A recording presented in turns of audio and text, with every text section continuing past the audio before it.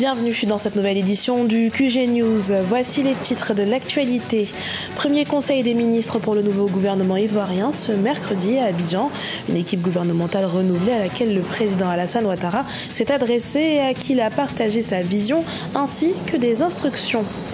En vue de concrétiser une alternance démocratique au Nigeria, plus d'une trentaine de partis et mouvements de l'opposition font alliance contre le président Muhammadu Buhari. Faiblesse dans la lutte contre la corruption, bilan économique insuffisant, nombreux sont les reproches qu'ils émettent contre le président. Et puis la normalisation des relations Éthiopie-Érythrée suscite de nombreuses réactions. Si elle provoque la joie de nombreux Éthiopiens et Érythréens, la fin de ce différend frontalier vieux de 20 ans laisse les Érythréens émigrés à Israël en proie au scepticisme. Mais avant de développer ces titres, report des élections municipales au Cameroun d'un an. Initialement prévu pour 2018, ce scrutin a été ajourné par un décret présidentiel ce mercredi, avec pour conséquence directe la prolongation du mandat des conseillers municipaux à partir du 15 octobre 2018. Si aucune raison n'a été donnée dans le décret pour expliquer ce report, selon certains observateurs, l'objectif de cette manœuvre serait de désengorger le calendrier électoral en vue de l'élection présidentielle prévue le 7 octobre 2018. C'est un gouvernement au complet qui a tenu son premier conseil des ministres en Côte d'Ivoire ce mercredi 11 juillet. Surnommé gouvernement GON 3 du nom de son chef Amadou Gon Coulibaly, l'équipe composée de 41 ministres a reçu à cette occasion les directives du chef de l'État Alassane Ouattara. Notre correspondant à Abidjan, Olivier Conan, y était. Suivez son reportage. Premier conseil des ministres ce 11 juillet, ici, au Palais de la Présidence de la République à Abidjan. Un gouvernement de 41 membres, dont 5 secrétaires d'État. Le président de la République, Alassane Ouattara, a félicité les ministres du précédent gouvernement pour le travail accompli. En attendant son discours à la nation le 6 août, veille de la célébration de la fête de l'indépendance, le chef de l'État met le gouvernement en mission au service des Ivoiriens dans la paix chère au premier président de la Côte d'Ivoire, Feu Félix Houphouët-Boigny. Notre objectif, effectivement, est de continuer d'accélérer la mise en œuvre de notre programme de gouvernement, tout en poursuivant nos efforts en matière d'amélioration du bien-être de nos compatriotes et de lutte contre la pauvreté. Le Premier ministre Amadou Gon Coulibaly, pour sa part, a expliqué la nomenclature du gouvernement avec la création de nouveaux ministères afin de régler des problèmes spécifiques. Créer donc un portefeuille pour l'hydraulique, pour régler le problème de l'approvisionnement en eau potable, que ce soit dans nos villes ou dans nos campagnes, après ce que nous venons de vivre à Boaké et dans la partie nord du pays, ou même centre-nord avec Diakaramandougou, je crois que personne ne peut trouver à redire. Pour rappel, le gouvernement est composé de 22 ministres du Rassemblement des Républicains, 13 du Parti démocratique de Côte d'Ivoire, 2 de l'Union pour la démocratie et la paix en Côte d'Ivoire, 1 du Parti ivoirien des travailleurs, 1 du Mouvement des forces d'avenir et 2 membres de la société civile. Au Nigeria, l'opposition est unie contre le président Buhari. En effet, 39 partis d'opposition ont joint leurs forces pour bouter le président Muhammadu Buhari hors de la présidence nigériane aux prochaines présidentielles prévues en février 2019 et ainsi l'empêcher d'effectuer un second mandat. Aïssatou Bari.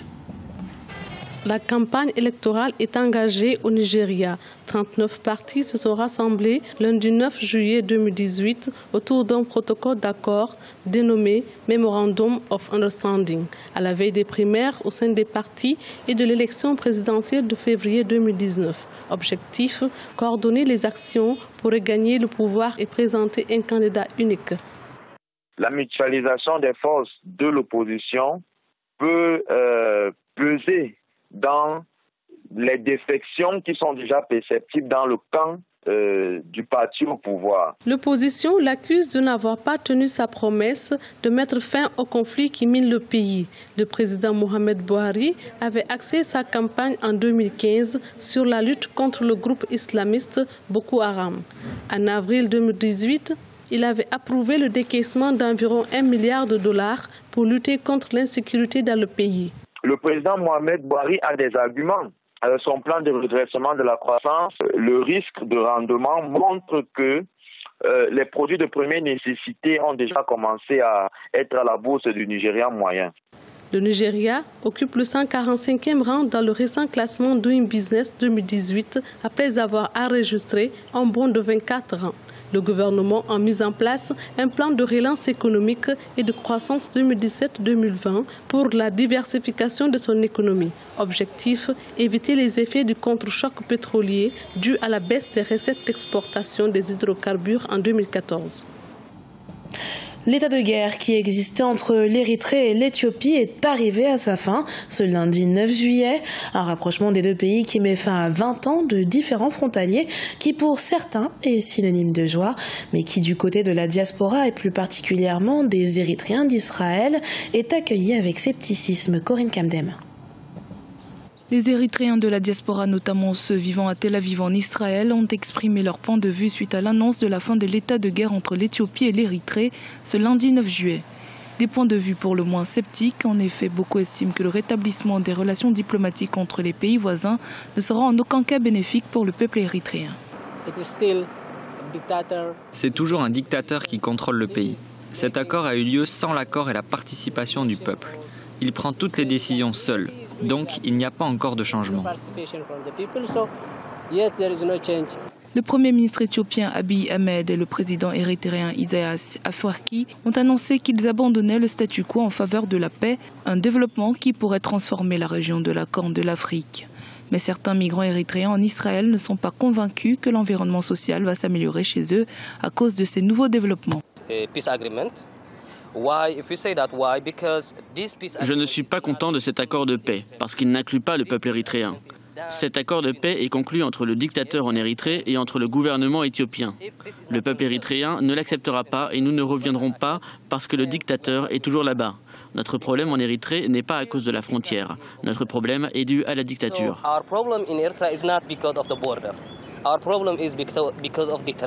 Selon les statistiques publiées par le ministère israélien de l'Intérieur en 2015, plus de 33 000 Érythréens vivent actuellement en Israël.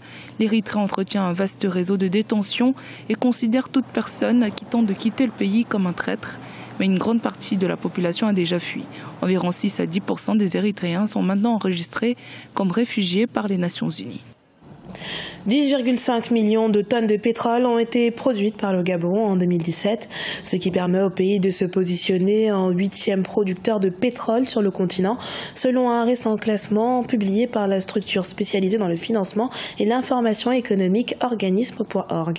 Les détails avec Neil Clodébessa.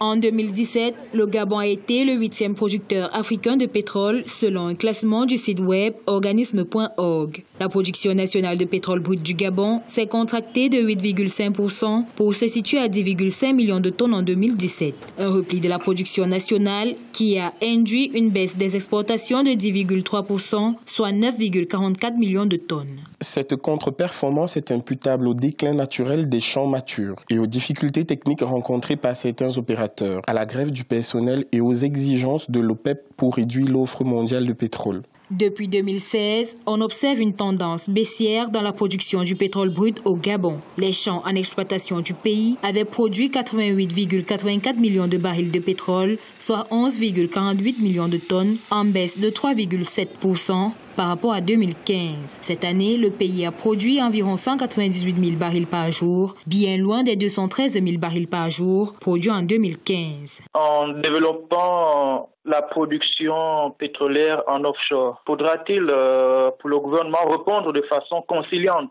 aux revendications des agents du secteur pour limiter les grèves à répétition qui pénalisent la production pétrolière? Malgré la tendance négative observée dans le secteur pétrolier gabonais, des experts assurent que l'économie reste stable. En 2018, la croissance de l'ordre de 3,8% est envisagée, marquée par le regain des activités du secteur des hydrocarbures.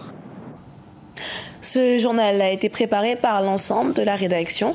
Merci pour votre fidélité. Dans un instant, une nouvelle édition de l'information sur Africa 24.